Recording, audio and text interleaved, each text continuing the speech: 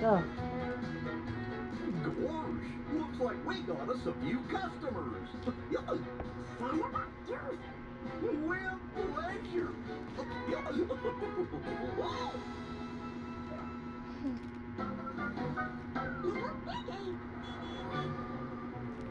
Okay, guess what it is? ay, napakagaling maghimay, puro sanga, What is it? It's a balloon puro canoe. tangkay. And it floats in the air. Oh, Daisy, I don't know why we'd ever need one of these. Exactly. You never know when you'll need a balloon canoe. Watch this. Papi, ikaw! Ay, kung ganyan Maybe na. I should have done that Ito, outside. wala na. Panlahok lang The yan. helpers are here for you. Tagkalin mo There's no ito, job oh. that we can't do. Minnie speaking. Clarabelle, are you okay?